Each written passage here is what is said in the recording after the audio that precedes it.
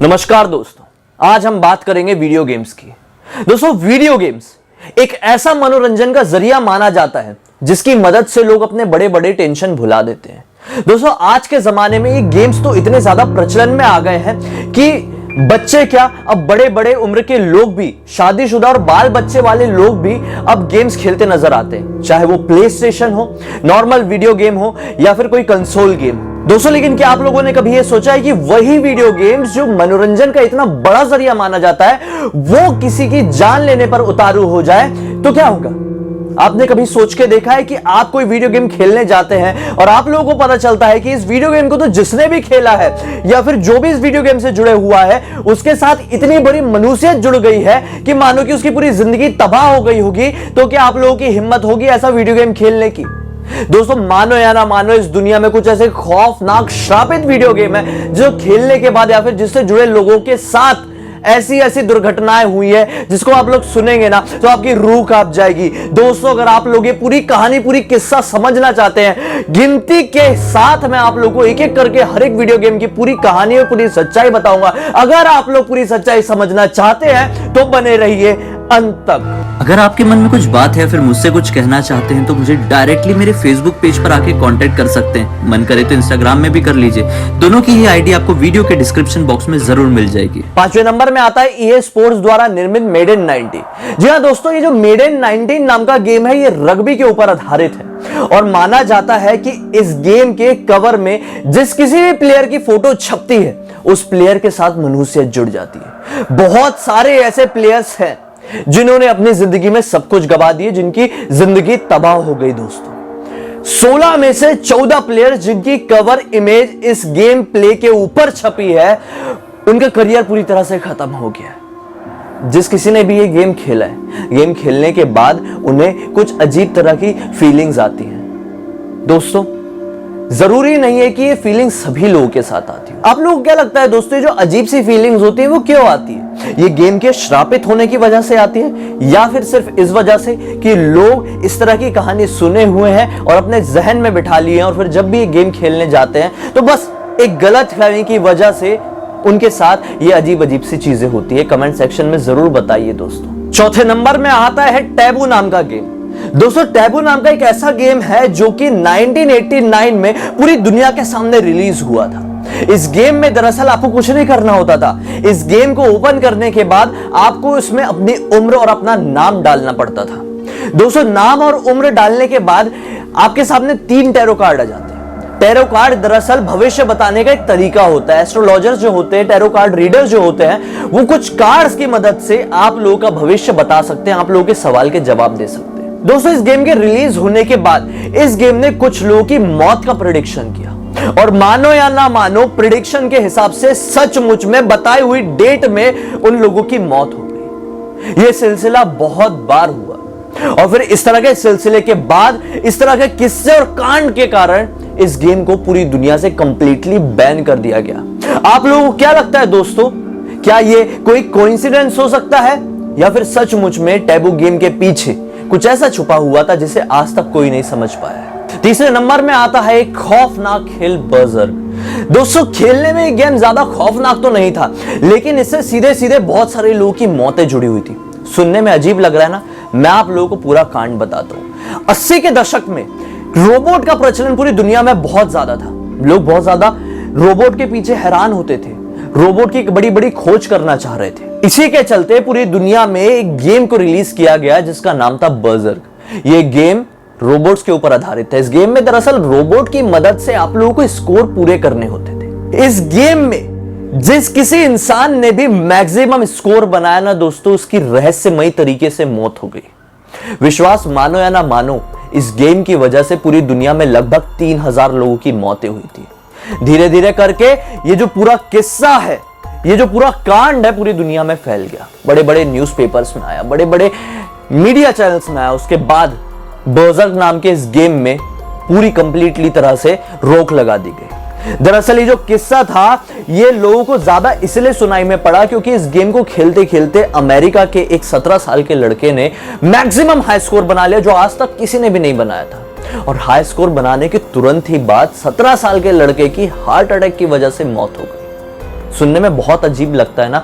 हालांकि heart attack कोई इतना बड़ा मैटर नहीं है, किसी को भी आ सकता है। नहीं, खैर बड़ा मैटर तो है ही, लेकिन किसी भी उम्र में आ सकता है। लेकिन एक गेम खेलने के बाद हाई स्कोर बने और फिर उसके बाद हार्ट अटैक आ जाए, 17 साल के बच्चे की मौत हो जाए, और उसके बाद जिस किसी ने भी इस गेम का हाई स्कोर बनाया है उसकी रहस्यमयी तरीके से मौत हो गई है, ये सुनने में थोड़ा अजीब नहीं लगता है? क्या आपको ये भी लगता है कोइंसिडेंस है या फिर गेम को बढ़ावा देने का एक ढंग?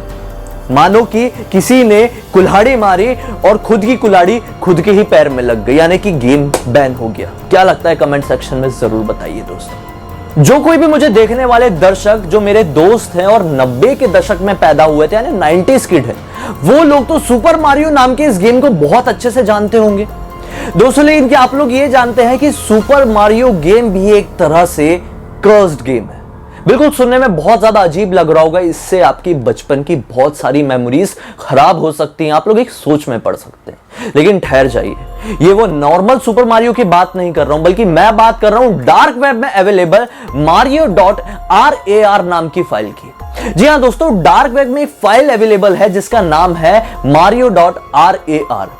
ये फाइल नॉर्मल एक गेम के रूप में अवेलेबल नहीं है, बल्कि इस फाइल में आपको उस गेम के साथ एक टेक्स्ट फाइल भी मिलती है। वो टेक्स्ट फाइल की लैंग्वेज इंग्लिश है और ना ही कुछ है, मतलब कुछ समझ में नहीं आती कि वो कौन सी लैंग्वेज में वहां पे टेक्स्ट लिखा हुआ है। एक तो उसे कन्वर्ट करना पॉसिबल नहीं है, लेकिन बड़ी मुश्किल से एक लड़के ने उसको इमेज में कन्वर्ट किया। वो जो टेक्स्ट फाइल थी उसको इमेज में कन्वर्ट किया, और इमेज में कन्वर्ट करने के बाद उसके सामने क्या आया? एक डर से रोती हुई लड़की का चेहरा। देखने में बहुत ज्यादा अजीब लग रहा होगा दोस्तों। साथ ही साथ मैं ये भी बता दूं कि इस गेम में आप लोग ना ही कोई दुश्मन पाएंगे, ना ही कोई अच्छा वैसा दिखने वाला मारियो कैरेक्टर, और ना ही कोई म्यूजिक। इसमें सिर्फ एक अलग सा दिखने वाला मारियो कैरेक्टर है जो अपने घर की तरफ बढ़ रहा है, और धीरे धीरे करके ये गेम ब्लैक एंड व्हाइट होने लगता है। जैसे जैसे आप घर की तरफ बढ़ेंगे ना मारियो के, वैसे वैसे करके ब्लैक एंड व्हाइट होने लगेगा, और बीच बीच में डरावने मैसेजेस आते रहेंगे। ऐसे मैसेजेस जैसे कि मानो कि आपको कोई छुप के देख रहा है और आपको जान से मारने की धमकी दे रहा है। हैरानी वाली बात तो यह है कि वो गेम पता नहीं कैसे प्रेडिक्ट कर लेता है कि इस वक्त आप कहां पर है, कैसे बैठे हुए, कैसे गेम खेल रहे हैं, किस दिशा में आपका चेहरा है, और इस वक्त आपने कौन से कपड़े पहने हैं, ETC। सुनने में बहुत ज्यादा अजीब लग रहा है ना।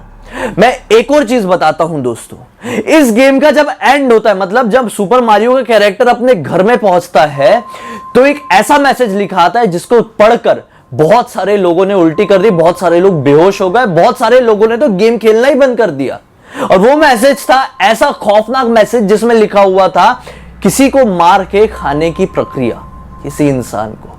सुनने में कितना ज्यादा घिनौना लगता है ना दोस्तों। विश्वास मानो या ना मानो, इस गेम को खेलने के बाद इतने सारे लोग विचलित हुए हैं कि जिनकी गिनती नहीं है। इसलिए यह गेम हमारी लिस्ट में सेकंड नंबर में आता है। अगर इस गेम में कुछ भी बुराई नहीं है तो फिर क्यों इसे डार्क वेब में रखा गया है?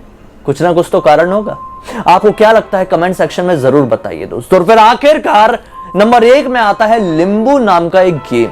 जी हाँ दोस्तों, प्ले स्टोर और ऐप स्टोर दोनों में ही अवेलेबल लिम्बू नाम का एक ऐसा गेम है जिसमें एक छोटे से बच्चे का कैरेक्टर अपनी जर्नी पूरी कर रहा है। मानो कि एक एडवेंचर गेम हो, लेकिन एक नॉर्मल एडवेंचर गेम नहीं है दोस्तों। इस गेम में माना जाता है कि आपकी मौत के बाद की जर्नी दिखाई जाती है। एक पापी इंसान की अगर मौत हो जाती है, एक दुष्ट इंसान की अगर मौत हो जाती है और फिर वो मरने के बाद नर्क में जाता है, तो उसकी पृथ्वी से लेकर नर्क तक जाने की यात्रा को लिम्बू गेम में दिखाया गया है। क्योंकि एक ऐसी माइथोलॉजी है जिसमें नर्क के रास्ते का सबसे पहला स्टॉप माना जाता है लिम्बू नाम की जगह, जहां पर सारी बुरी आत्माओं का बसेरा है।